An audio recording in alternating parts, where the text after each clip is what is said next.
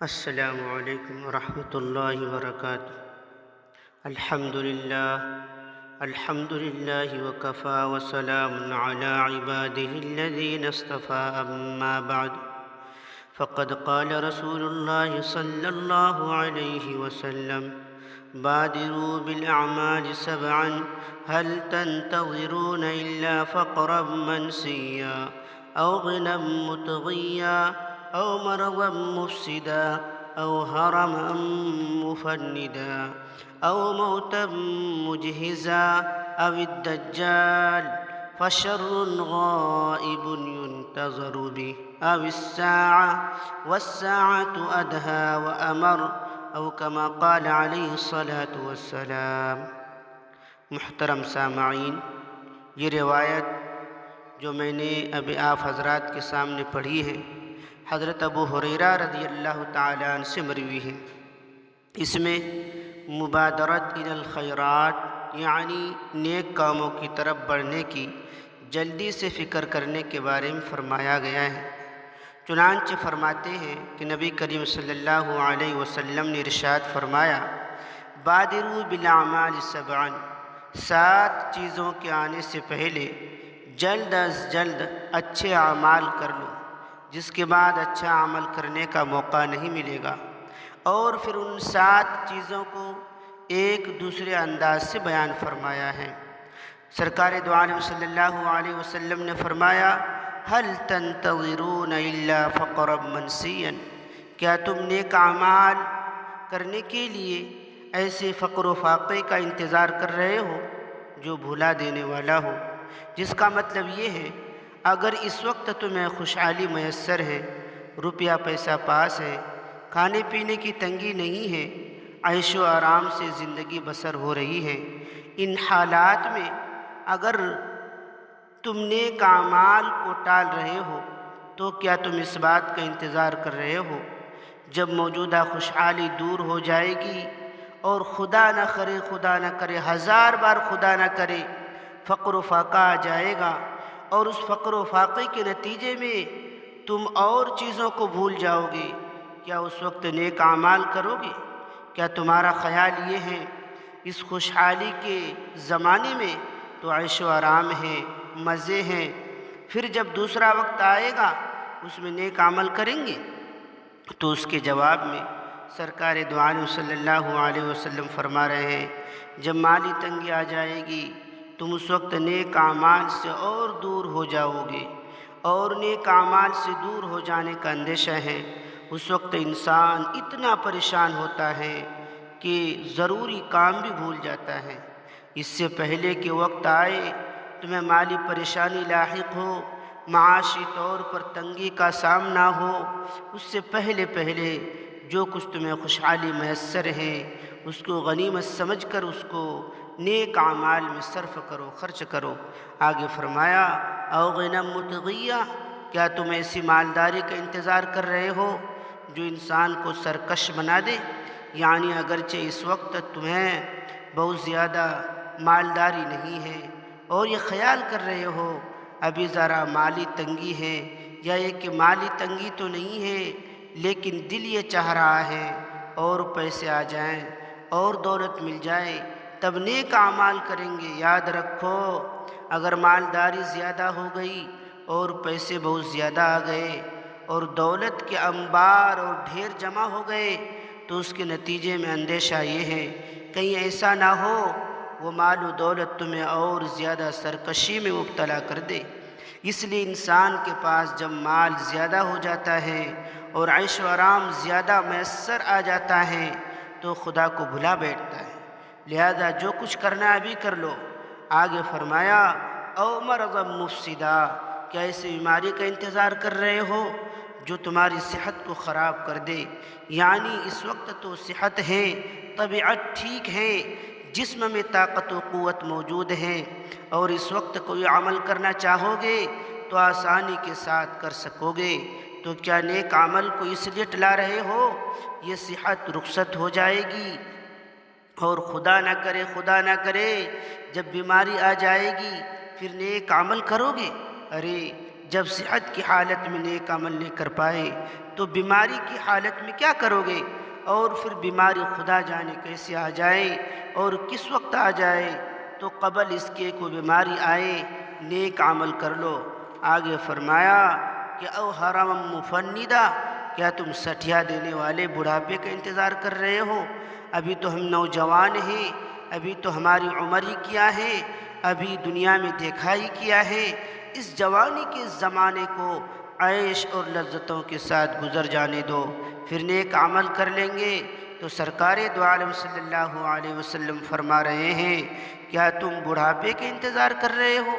حالانکہ بعض اوقات بڑھاپے میں انسان کے حواس خراب ہو جاتے ہیں، اور اگر کوئی کام کرنا بھی چاہے تو نہیں کر پاتا۔ تو قبل اس کے کہ بڑھاپے کا دور آئے، اس سے پہلے اسی زمانے میں نیک عمل کر لو۔ بڑھاپے میں تو یہ حالت ہوتی ہے، نہ منہ میں دانت نہ پیٹ میں آنت، اور اب گناہ کرنے کی طاقت ہی نہیں رہی۔ اس وقت اگر گناہ سے بچ بھی گئے تو کیا کمال کر لیا؟ جب جوانی ہو، طاقت موجود ہو، گناہ کرنے کے سامان موجود ہوں، گناہ کرنے کے اسباب موجود ہوں، گناہ کرنے کے جذبہ دل میں موجود ہو، اس وقت اگر انسان گناہ سے بچ جائے تو در حقیقت یہ ہے پیغمبرانہ طریقہ، یہ ہے پیغمبروں کا طریقہ۔ چنانچہ اسی کے بارے میں شیخ سعدی فرماتے ہیں، وقت پیری گرگ ظالم می شود پرہیزگار، وقت پیری گرگ ظالم می شود پرہیزگار، کہ در جوانی توبہ کردن شیوہ پیمبری است۔ ارے بڑھاپے میں تو ظالم بھیڑیا بھی پرہیزگار بن جاتا ہے۔ وہ اس لیے پرہیزگار نہیں بنا کہ اس کو کسی اخلاقی فلسفے نے پرہیزگار بنا دیا یا اس کے دل میں خدا کا خوف آ گیا، بلکہ اس لیے پرہیزگار بن گیا کہ اب کچھ کر ہی نہیں سکتا، کسی کو چیر پھاڑ کر کھا نہیں سکتا، اب وہ طاقت ہی باقی نہیں رہی، اس لیے ایک گوشہ کے اندر پرہیزگار بنا بیٹھا ہے۔ اگر جوانی کے اندر توبہ کرنا ہے تو پیغمبری کا شیوا ہے، پیغمبروں کا شعار ہے۔ حضرت یوسف علیہ السلام کو دیکھیے، بھرپور جوانی ہے، طاقت ہے، قوت ہے، حالات میسر ہیں، اور گناہ کی دعوت دی جا رہی ہے، لیکن اس وقت زبان پر یہ کلمہ آتا ہے، معاذ اللہ انہ ربی احسن مثوائی، میں اللہ کی پناہ مانگتا ہوں۔ یہ ہے پیغمبری کا شیوا کہ انسان جوانی کے اندر گناہ سے تائب ہو جائے، جوانی کے اندر انسان نیک عمل کرے۔ بڑھاپے میں تو اور کوئی کام بن نہیں پڑتا، ہاتھ پاؤں چلانے کی سکت ہی نہیں ہے، اب گناہ کیا کرے، گناہ کے مواقع ہی ختم ہو گئے۔ اس لیے حضور اقدس صلی اللہ علیہ وسلم فرماتے ہیں، کیا تمہارا یہ خیال ہے جب بوڑھے ہو جائیں گے تب نیک عمل کریں گے، تب نماز شروع کریں گے، اس وقت اللہ کو یاد کریں گے؟ اگر حج فرض ہو گیا تو یہ سوچتے ہیں جب عمر زیادہ ہو جائے گی تب جائیں گے۔ خدا جانے کتنے دن کی زندگی ہے، کتنی مہلت ملی ہوئی ہے، وقت آتا ہے یا نہیں۔ اگر بڑھاپا آ بھی گیا تو معلوم نہیں اس وقت حالات سازگار ہوں یا نہ ہوں، اسی لیے اسی وقت کر گزرو۔ آگے سرکار دو عالم صلی اللہ علیہ وسلم فرماتے ہیں، او موتم مجہزہ، کیا تم اس موت کا انتظار کر رہے ہو جو اچانک آ جائے؟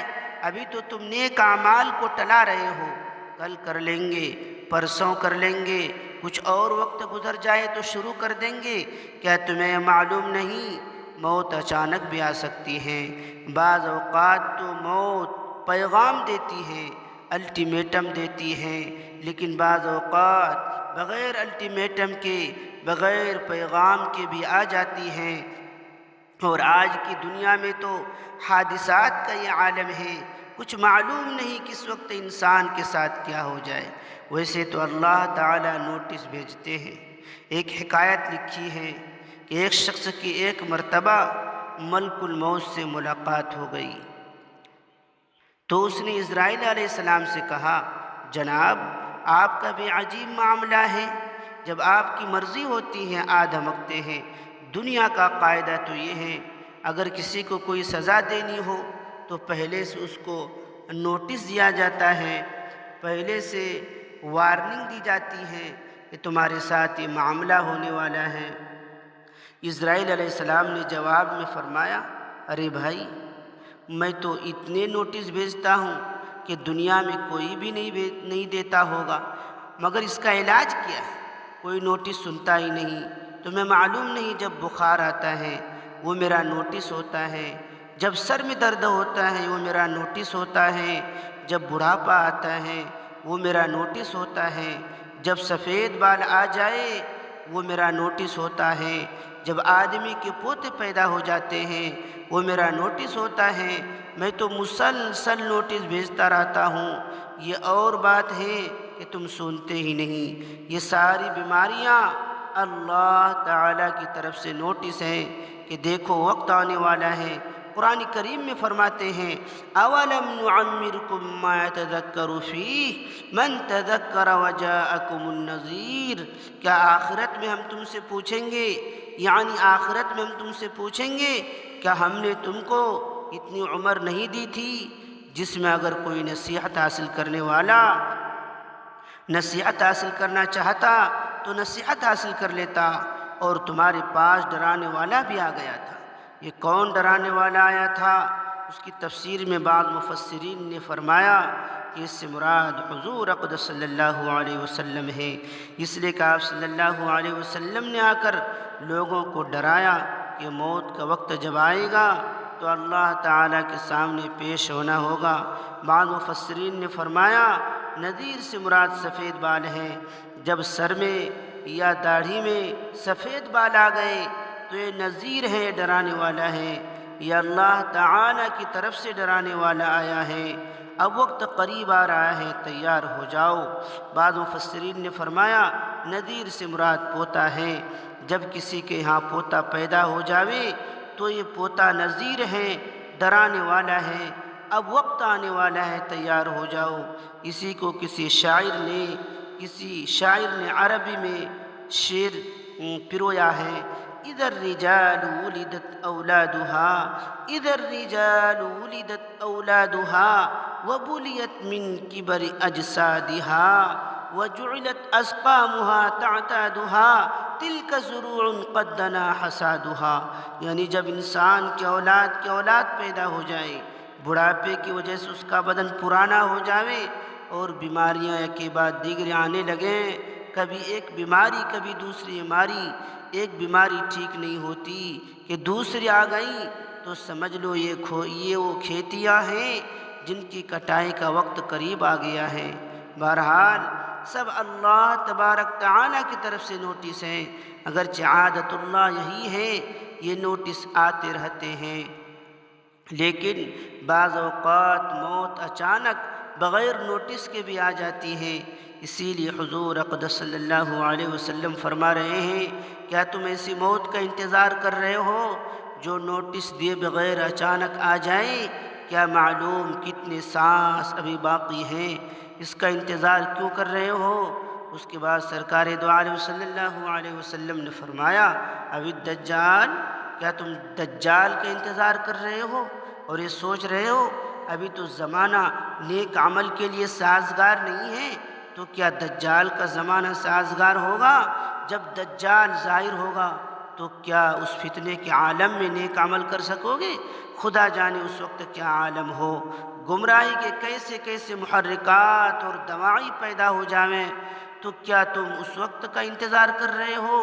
فشر غائب ينتظر بھی، یعنی دجال اندھے کی چیزوں میں بدترین چیز ہے جس کا انتظار کیا جائے، بلکہ اس کے آنے سے پہلے نیک عمل کر لو۔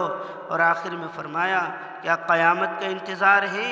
اب الساعة والساعة ادہا وامر، یا پھر قیامت کا انتظار کر رہے ہو تو سن لو، قیامت جب آئے گی تو اتنی مصیبت کی چیز ہوگی کہ اس مصیبت کا کوئی علاج انسان کے پاس نہیں ہوگا، تو اس کے آنے سے پہلے نیک عمل کر لو۔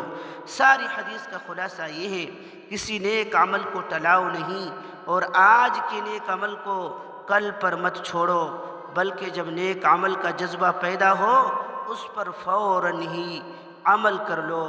اللہ تعالی ہمیں اور آپ سب کو اس پر عمل کی توفیق نصیب فرماوے، آمین۔ وآخر دعوانا الحمدللہ رب العالمین۔